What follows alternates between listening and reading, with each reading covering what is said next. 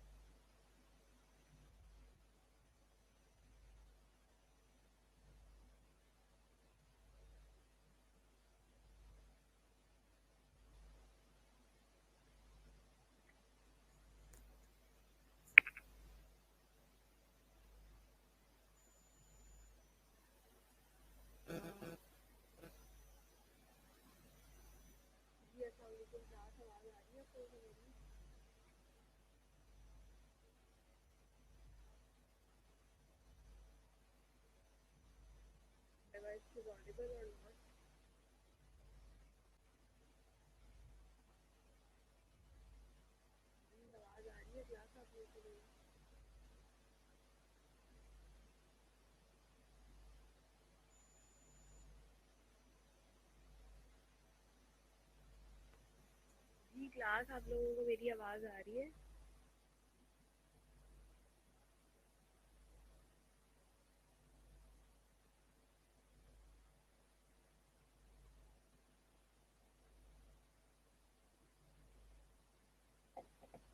जी class, आवाज आ रही है आप लोगों को मेरी या नहीं?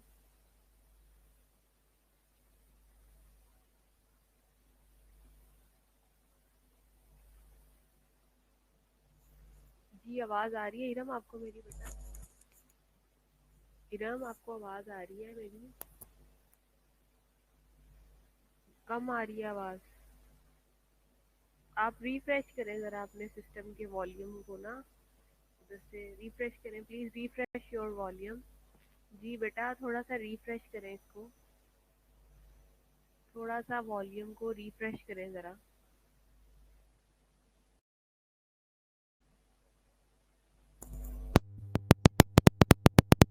आवाज बेटा।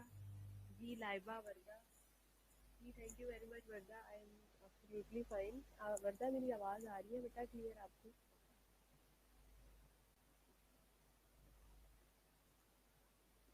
जी इरम, लाइबा, आवाज़ आ रही है क्लियर आपको? जी वर्दा, मेरी आवाज़ क्लियर हुई है बेटा? वॉल्यूम इशू ख़त्म हुआ है वर्दा? बेटा इधर से तो ऑलमोस्ट जो है वो ठीक है, वॉल्यूम का इशू नहीं है। Okay please come online everyone. आप सब लोगों को कहें वर्दा, लाइबा के सब लोग क्लास में आ जाएं ताकि हम लोग स्टार्ट करें अपना लेक्चर। We have only 2 minute, please come online everyone.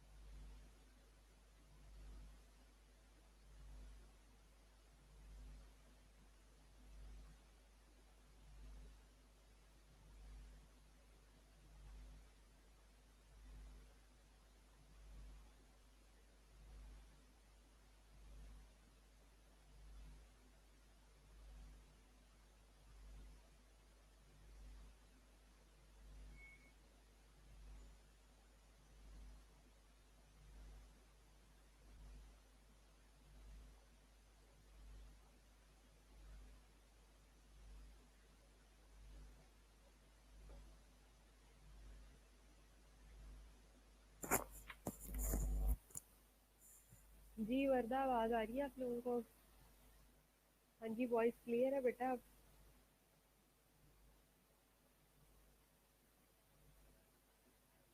जी बेटा, वॉइस क्लियर है आपकी?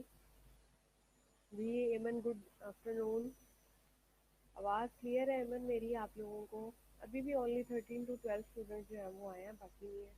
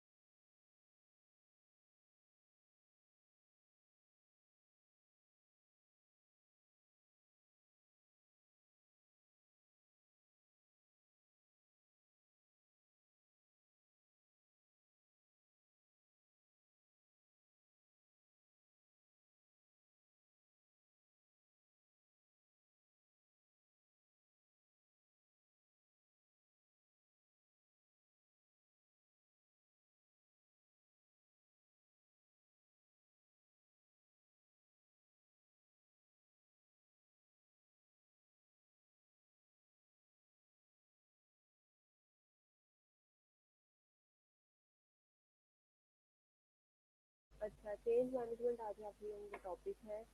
ठीक है, सबसे पहले हम ये देखेंगे कि व्हाट इज चेंज मैनेजमेंट। कहते हैं change management refers to the task of managing changes, यानी कि जो भी चेंजेस हमारे इन्वायरमेंट के अंदर आती है उन चेंजेस को मैनेज करने के लिए हमें टास्क पर्टिकुलर प्रोवाइड किया जाता है, वो चेंज मैनेजमेंट के अंदर आ जाता है।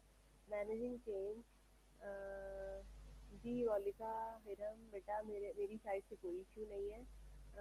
इशू जो है वो दूसरी साइड से भी आ रहा है, तो please try to resolve it.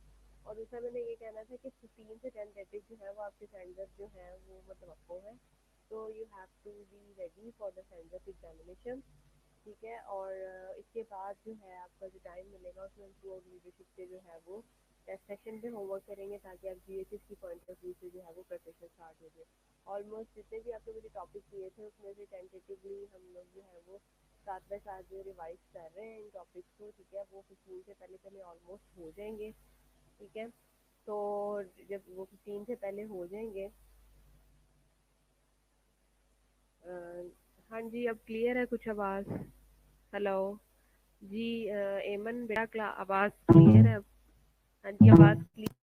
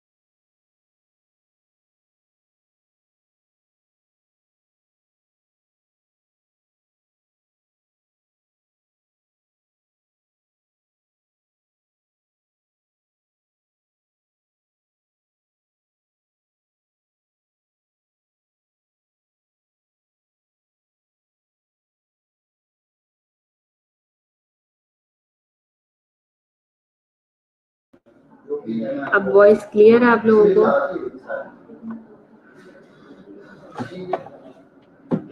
Ji voice clear है अब आपको?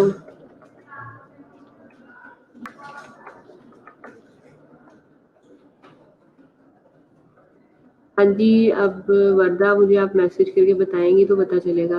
ओके, मन कह रही है क्लियर है जी, बाकी सब लोगों को भी क्लियर है? Okay, change management refers to the task of managing changing, मतलब जिसकी जो भी मतलब हम एक नई पॉलिसी इंप्लीमेंट करते हैं, उस पॉलिसी इंप्लीमेंट करने के बाद जब हम उस पर्टिकुलर टास्क को परफॉर्म करते हैं और उस चेंज स्ट्रेटजी के साथ करते हैं, चेंज पॉलिसी के करते हैं, तो वो चेंज मैनेजमेंट के अंदर आ जाती है। Managing changing refers to the making of changes in a plan and manage और सिस्टमैटिक फैशन, और उसको हम जो सिस्टमैटिक फैशन के अंदर करते हैं, प्लान करते हैं इन चेंजेस को, वो आपकी चेंज मैनेजमेंट के अंदर जो है वो कैटेगरी में फॉल करता है। मतलब हम उन्हीं कामों को करते हैं लेकिन विद चेंज मैनेजमेंट करते हैं, चेंज के साथ करते हैं उसको। सो उसके कुछ प्रिंसिपल्स हैं, following principles are involve in the change management, जिसमें एट ऑल टाइम्स आपके पास involve and seek at all the time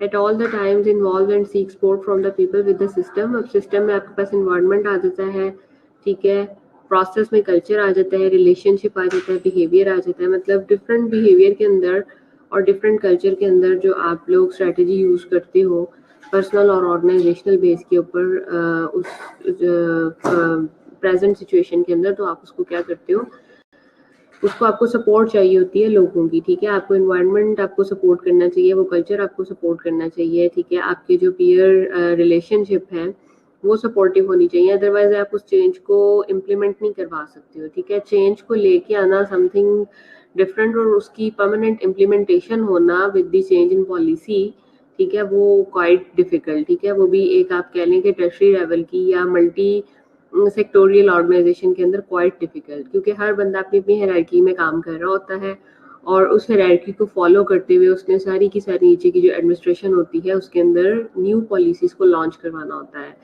ठीक है, अंडरस्टैंड।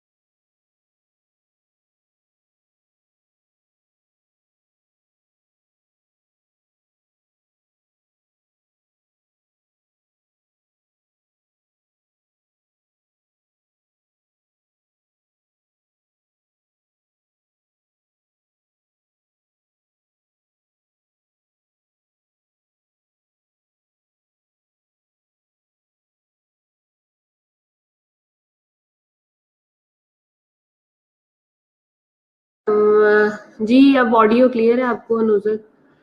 उसमें आप ये देखते हैं कि understand where you are in the organisation at the moment, ठीक है, आप ये देखते हो कि ऑर्गेनाइजेशन के अंदर आप कहाँ स्टैंड कर रहे हो, आप किस कैटेगरी के अंदर हो, आपको डेजिग्नेशन क्या साइन किया हुआ है।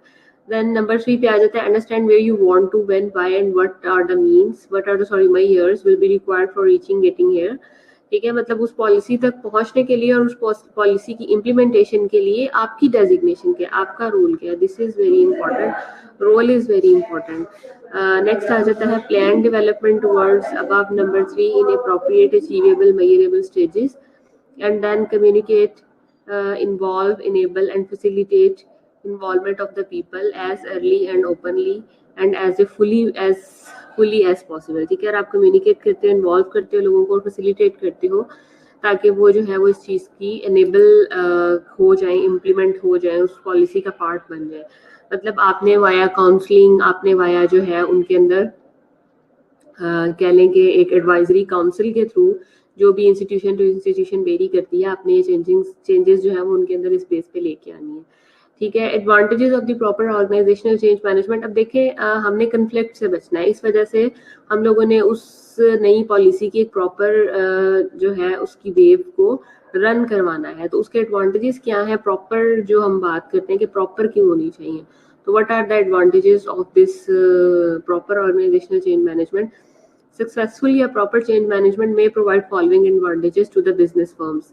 Number 1, lower or the negligible staff dissatisfaction, ठीक है। मतलब ये नहीं है कि एक का मुंह इधर को है, एक का मुंह उधर को है, जी हमें बताया नहीं गया, हमसे तो बात नहीं की गई, ठीक है, या फिर हमें निगलेक्ट कर दिया गया है, ठीक है, हमें अवॉइड किया गया है। इस किस्म के जो है वो क्वारीज नहीं रेज होती हैं। लोअर और negligible resistance to change process, ठीक है। और वो जो नई पॉलिसी आई है उस पॉलिसी का पार्ट बनने के लिए आपको ऊपर से लेके नीचे तक, मतलब टॉप मैनेजमेंट से लेके लोअर मैनेजमेंट तक आपको जो है वो उनको कॉन्फिडेंस में लेना पड़ता है। If you don't want to get in confidence that people, you may be fail to implement this policy. So this is very important, ये बहुत ज़्यादा इंपॉर्टेंट है कि आप उस पॉलिसी उसके कॉन्फिडेंस लें उस तमाम स्टाफ को। सो lower cost associated with changes, ठीक है, और participation of the majority in change दस लीडिंग टू इंक्रीज मोटिवेशन, ठीक है।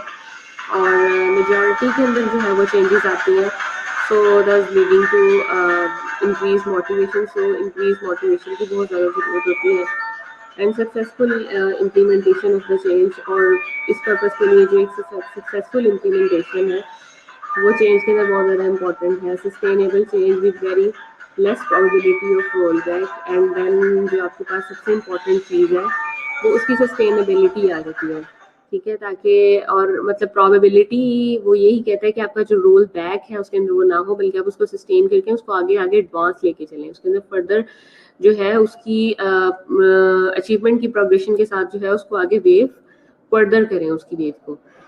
So it may help the organization to adopt to change at the faster rate and does help the organization to survive in the ever changing environment. वही बात आ जाती है कि आपने set back नहीं करना उसको, ठीक है, आपने स्टेप फॉरवर्ड करना है। when you take a step forward in any organization for its change, then आप कह सकते हैं कि you are going to a successful strategic management, ठीक है, आप एक सक्सेसफुल स्ट्रेटेजिक मैनेजमेंट की तरफ जा रहे हैं।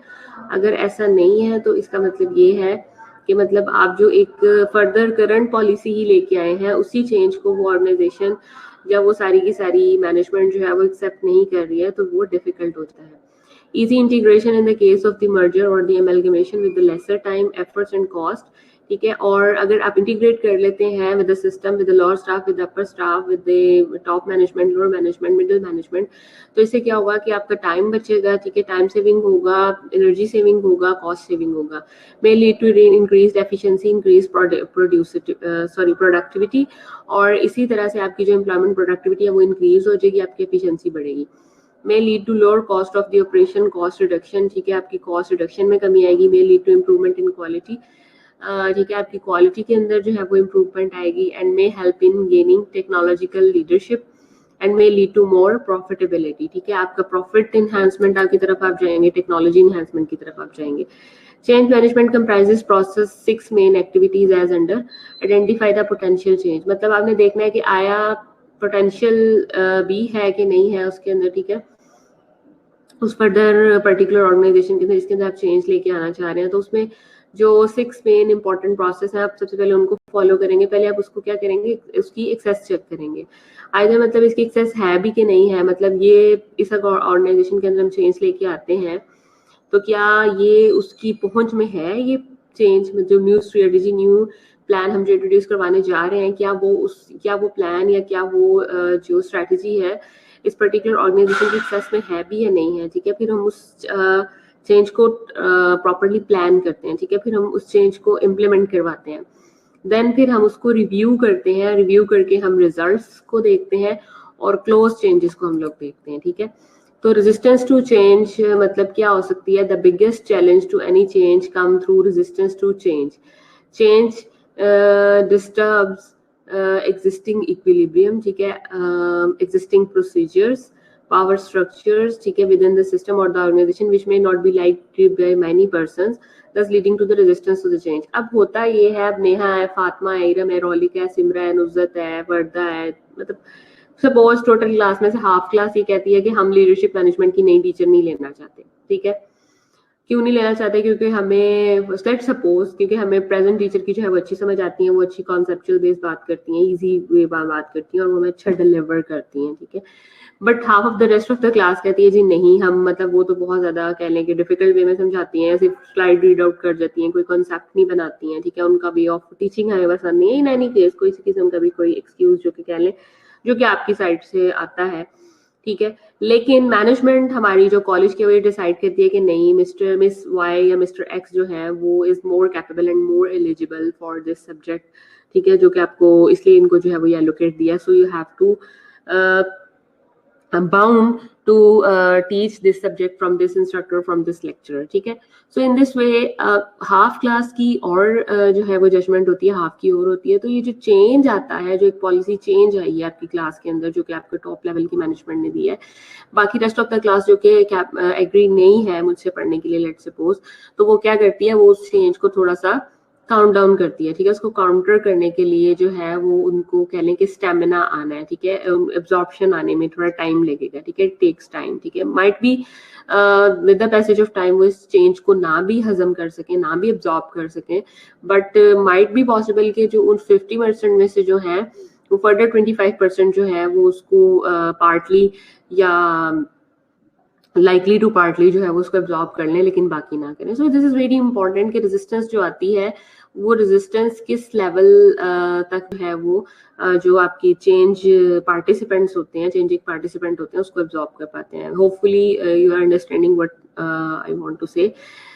ठीक है। तो the resistance to change could be overt or the immediate resistance to change, ठीक है। अब एक होती है ओवर्ट, मतलब जो कि बिल्कुल सामने आपको नजर आ रही होती है और क्विक होती है, ठीक है।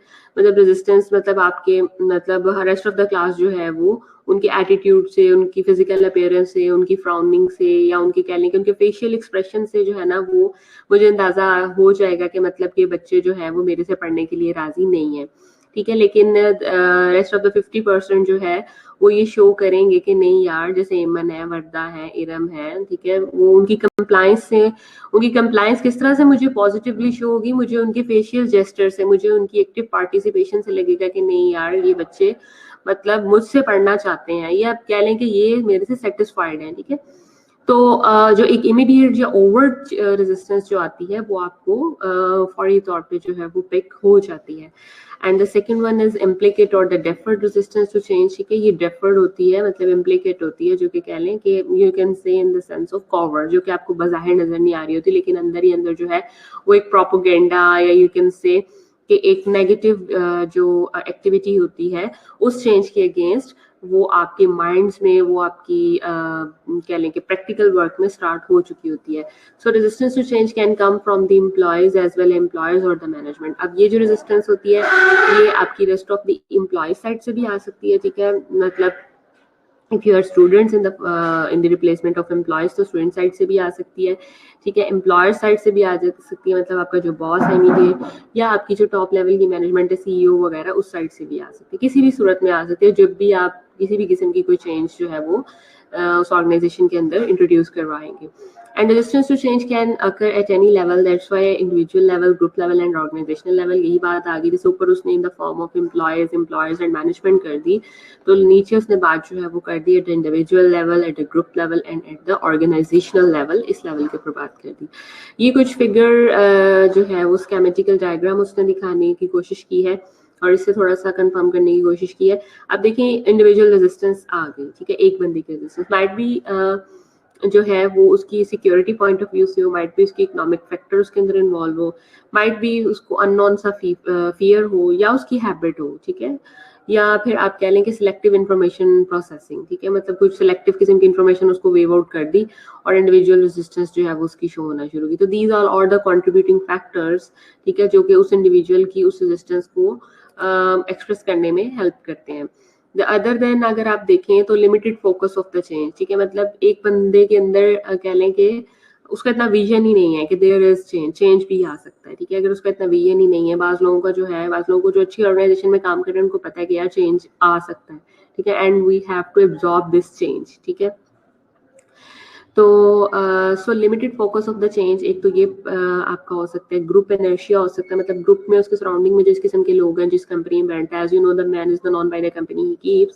सो उस ग्रुप से जो है वो उसको इस किस्म की जो है वो वाइब्स आ रही हैं कि नहीं, इस तरह नहीं होना चाहिए, इनर्शिया नहीं है उसको, या अगर अच्छे लोग वो बैठ रहे हैं, ठीक है, ब्रॉड विजन के पर्सनस में उसका जो है वो उठना बैठना है, ठीक है, तो उसका ग्रुप इनर्शिया जो है वो डिफरेंट हो जाएगा। And threat to expertise, threat to establish power relationship, ठीक है, मतलब पावर रिलेशनशिप की बात आ जाती है कि मतलब फलाना बंदा जो है वो मिस्टर एक्स वाई जेड जो भी है, उनके पास अगर कोई पावर है, अथॉरिटी है, वो चेंज को लेके आना चाह रहे हैं, तो ऑर्गेनाइजेशनल रेजिस्टेंस जो है वो किस लेवल की जो है वो आ सकती है ऑर्गेनाइजेशन के अंदर। ऑर्गेनाइजेशन जो है किस तरह से जो है वो उसको डेफर्ड कर सकती है, उसको क्या कर सकती है, मतलब पहले इंडिविजुअल लेवल की बात की, अब हमने ऑर्गेनाइजेशन, मतलब ऑर्गेनाइजेशन ऐसा खुद जो है वो एक इंडिविजुअलाइज है, ठीक है, एक इंडिविजुअल है वो, एक इंडिपेंडेंट इंडिविजुअल है। फर्दर उसके अंदर एमैल्गमेशन है डिफरेंट एम्प्लॉयज की, डिफरेंट इंडिविजुअल्स की, बट एज सच ऑर्गेनाइजेशन खुद act like a you can say an individual and try to establish the resource allocation, ठीक है। और इसके अंदर आपके पास जो रिसोर्स एलोकेशंस है वो बहुत ज़्यादा इंपॉर्टेंट होते हैं कि मतलब आपके पास एलोकेशन रिलेटेड कोई इशू आ रहा है तो that is very important. Next आ जाता है building culture for change is a time consuming exercise and involves lot of efforts, ठीक है। और ये जो आपका कल्चर बन जाता है चेंज का, बेसिकली टाइम कंज्यूमिंग है। You know why it's time consuming, just because of कि मतलब हमें लोगों को काउंसिल करना पड़ता है, हमें लोगों को उस लेवल पे उनके माइंड एडजस्टमेंट जो हुए हुए हैं, कन्वेंशनल माइंड एडजस्टमेंट हुए हैं, और जो एडवांस टाइम पे जो हम चेंज लेके आए उसके साथ हमें उसको जो है वो इनलाइन करना पड़ता है, ठीक है। उनकी प्रीवियस फ्रिक्वेंसी को, उनकी कन्वेंशनल फ्रिक्वेंसी को जो है वो प्रेजेंट फ्रिक्वेंसी के साथ मैच करना पड़ता है। So you know it's very difficult, actual difficult चीज़ ही क्या है कि आप ह्यूमन माइंड को या ह्यूमन बिहेवियर को जब आप चेंज करते हो, ठीक है, so it is very time consuming exercise and involves lot of efforts, ठीक है, और आपको बहुत ज़्यादा एफर्ट्स की जरूरत है इसके अंदर।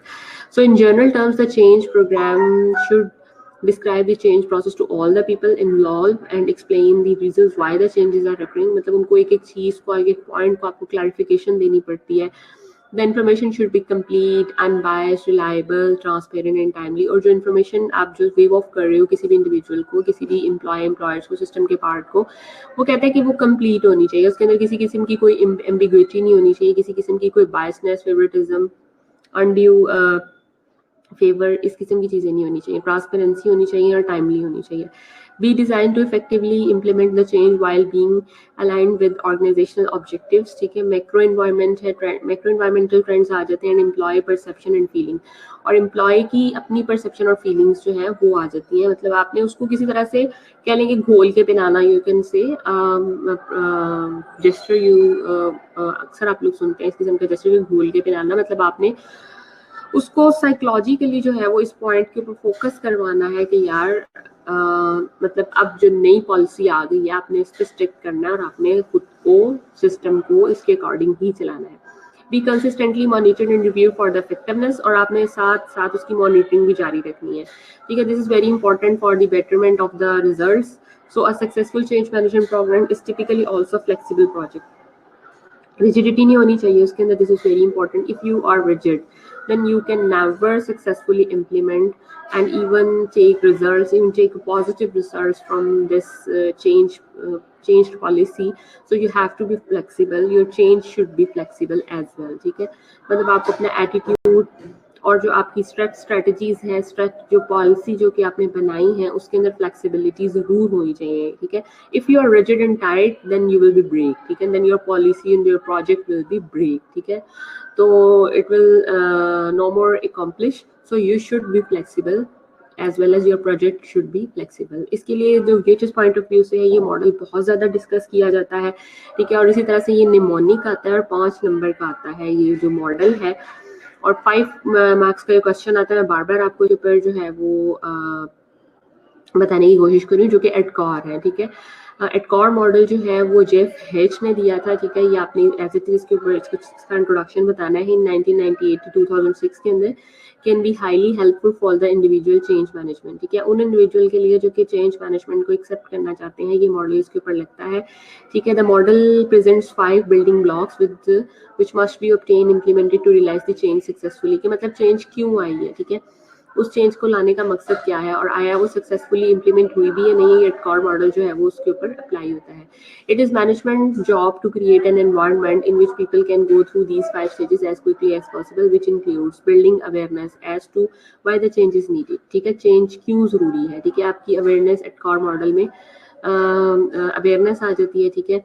Then creating desire to support and participate in the change, ठीक है, कि अब आपने उनको डिजायरस बनाना है, उनको उनकी इस लेवल पे जाके सपोर्ट करनी है कि वह एज अ पार्टिसिपेंट इस चेंज का हिस्सा बने। Then you have to develop the knowledge as how to change, ठीक है, मतलब नॉलेज होना चाहिए कि क्यों लेके आना चाह रहे हैं। With the passage of time, with the advancement in energy and technology, you have to be knowledgeful and you have to use the you can say advanced technologies, ठीक है। तो नॉलेज होना चाहिए, fostering ability to implement the new skills and behaviour, ठीक है, मतलब आपके अंदर इस किस्म की फॉस्टरिंग मतलब न्यू चीज़ों को लेके आने की एबिलिटी, स्किल्स को लेके आने की एबिलिटी जो है उसकी आपकी बिहेवियरल पार्ट होना चाहिए उसके अंदर। ये नहीं कि मतलब कुएं का मेंढक बने हुए हैं और एक जो ऑर्थोडॉक्स लाइक कह लें कि ट्रेडिशंस चल रही हैं, सारी ट्रेडिशन आप उसी को फॉलो कर रहे हैं। Providing reinforcement to sustain the change, ठीक है, और फिर उसके ऊपर आपने स्ट्रिक्ट लाना है, कंप्लायंस शो करनी है, एडहेरेंस शो करनी है। So ADKAR model is very very very important in the UHS point of view paper. So इसमें दोबारा मैं रिपीट कर देती हूँ, आपकी अवेयरनेस आ जाती है, आपकी डिजायर आ जाती है, आपकी नॉलेज आ जाती है, ठीक है। Awareness, desire, knowledge, ability and reinforcement. A जो है वो 2 दफा है, एक ए आपका अवेयरनेस है, दूसरा ए जो है वो आपका जो है वो एबिलिटी है, ठीक है। और नॉलेज और क्या कहते हैं आपका डी डिजायर है एंड आर रीइंफोर्समेंट है।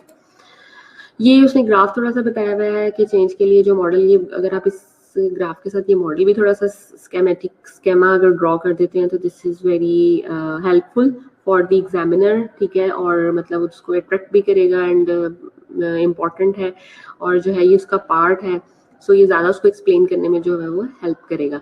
वन साइड पे जो आपका एक्स एक्सिस है, एक्सिस के ऊपर जो है वो आपका phases of the change for the employees हैं, ठीक है, एटकार है मतलब कि आपकी एक्स एक्सिस के ऊपर, और वाई एक्सिस के ऊपर जो है वो आपके phases of the change project हैं कि कैसे कैसे चेंज आती है।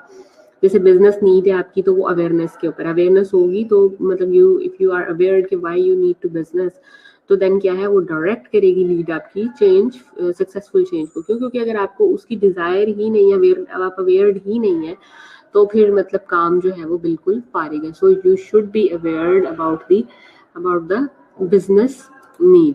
नेक्स्ट आ जाता है आपके पास बिल्डिंग कल्चर फॉर चेंज। अब ये कल्चर की उसने बात की, ये मतलब ये भी इंपॉर्टेंट है, अगर आप उसको टेबुलेशन की फॉर्म के अंदर लिखते हैं तो ये इस तरह से वो लहदा से था। इसमें सबसे पहले देखें A, awareness of the need for the change, ठीक है, मैनेजमेंट कम्युनिकेशन, कस्टमर इनपुट, ठीक है, make adequate changes and ready access to the information. मतलब ये वो सारी की सारी आगे उसने फर्दर कह लें कि इसके अंदर वजाहत कर दी है इस चीज़ की। नेक्स्ट डिज़ायर है, desire to participate and support to the change, जैसे फियर टू जॉब लॉस, ठीक है, इस वजह से आपको डिज़ायर है। Disconnect with the current stage, ठीक है, affiliation and sense of best ongoing, hope in the future state. मतलब ये सारे के सारे वो पॉइंट्स हैं जो कि मैंने आपको पीछे एक्सप्लेन कर दिए हैं, ठीक है। इसको जो है वो आप इस टेबुलेशन की फॉर्म के अंदर भी देख सकते हैं। एक तरफ आपने ये इनेबलमेंट के लिए, ये इनेबलिंग के लिए ये पॉइंट्स ज़रूरी हैं, और साइड पे अगर आप देखें, अगर ये इनेबलिंग के पॉइंट नहीं है तो एम्प्लॉयज फेज ऑफ चेंज, ठीक है, अगर अवेयरनेस नहीं है, डिजायर नहीं है, नॉलेज नहीं है, एबिलिटी नहीं है, रीइंफोर्समेंट नहीं है, तो आपका काम जो है वो टॉप से 0 पे भी आ सकता है। Strategies based on 4 basic approaches on the perception about human beings. Empirical, rational, मतलब आप जो भी चेंज लेके आ रहे हो, रैशनल बहुत इंपॉर्टेंट है। आजकल लोग रैशनल मांगते हैं कि why you are using this changing strategies, what are the reason behind this, what are the background realities.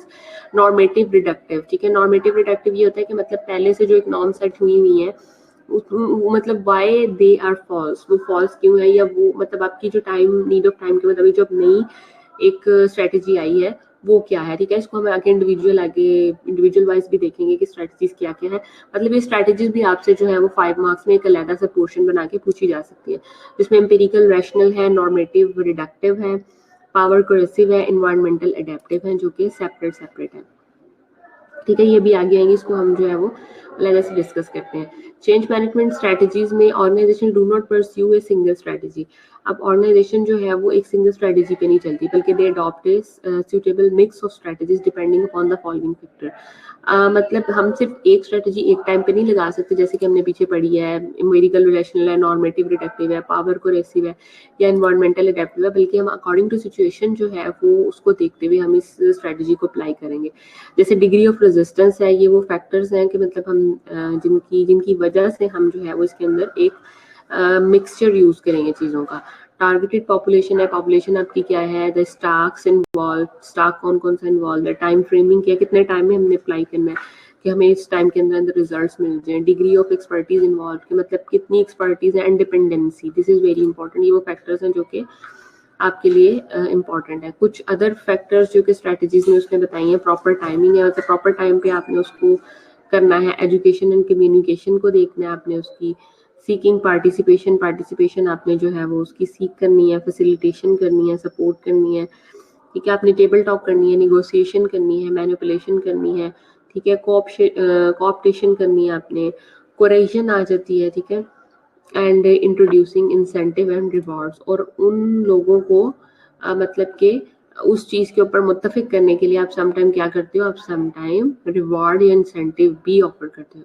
ठीक है, अल्टरनेटिवली जॉन पी क्वार्टर्स जो था उसने 8 स्टेप चेंज मॉडल के बताए थे, may be use for effective change management. अब ये जॉन पी क्वार्टर और एडकार का मॉडल आपने एज इट इज याद करना है। इसमें नंबर 1 जॉन पी क्वार्टर के मॉडल में जो 8 पॉइंट्स है उसमें इंक्रीज अर्जेंसी, ठीक है, मतलब जरूरत बहुत तौर पे पेश आ गया। बिल्डिंग द गाइडिंग टीम, ठीक है, गेट द विजन राइट, ठीक है, ब्रॉड विजन होना चाहिए और राइट विजन होना चाहिए। कम्युनिकेट फॉर बाय, ठीक है, empower action, then create short term wins, मतलब जल्दी आप किसी चीज का रिजल्ट लेना चाह रहे हो, डोंट लेट अप, छोड़ना नहीं चाह रहे हो, तर्क नहीं करना चाह रहे हो, मेक चेंज स्टिक, और उस चेंज को आप क्या करना चाह रहे हो, उसका पार्ट बनाना चाह रहे हो। ओके, रोल ऑफ लीडर से जो है वो फिर हम नेक्स्ट कर लेंगे, इसको आप जो है वो अभी यहीं तक एब्जॉर्ब करें। इसमें जॉन पी क्वार्टर्स जो है उसकी आपने स्ट्रेटजीज देखनी है कि उसकी स्ट्रेटजीज क्या है। ठीक है, एडकार का मॉडल आपने पढ़ना है, ठीक है, और आपने स्ट्रेटजी सारी की सारी थ्रू आउट आपने पढ़नी है, और एडकार को आपने जो है वो डिटेल में पढ़ना है अपनी बुक से, ताकि जो है ये आपको जो चीज़ें इसमें नहीं है या जो चीज़ें इसमें डिटेल में नहीं है वो आपको डिटेल जो है वो अपनी जो आपकी बुक है उसके अंदर से आप उसको पिक कर सकें। ठीक है, उसके बाद आपको हमें ये देखना है कि ऑर्गेनाइजेशनल रेजिस्टेंस, ऑर्गेनाइजेशनल बेस क्या क्या हम लोगों को चीज़ों को फेस करना पड़ता है, इंडिविजुअल साइड पे, इंडिविजुअल बेस पे कौन कौन सी चीज़ों को फेस करना पड़ता है, रेजिस्टेंस आ किस वजह से सकती है।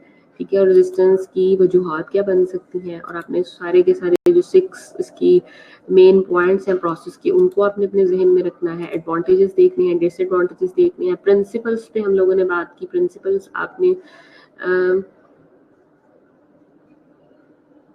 प्रिंसिपल्स को देखना है आपने, ठीक है, और इसकी डेफिनेशन को देखना है। मतलब यहाँ पे उस तरह से डेप्थ में तो नहीं है, लेकिन ये कि इसमें कॉन्सेप्चुअल और जो फिनोमेना है वो आपको इसके अंदर क्लियर है, लेकिन इसको फर्दर जो है वो आपने वहाँ से मस्ट पढ़ना है अपनी बुक से जाके, ताकि जो है वो इसका ये आपको पॉइंट क्लियर हो गया। अच्छा, यहाँ तक अगर किसी का कोई इशू है तो वो मुझे बता दें, ताकि हम इसको अभी को इस क्वेरी में हल कर लें, और फर्दर जो रोल ऑफ लीडर है वो हम नेक्स्ट क्लास में कर लेंगे इंशाल्लाह।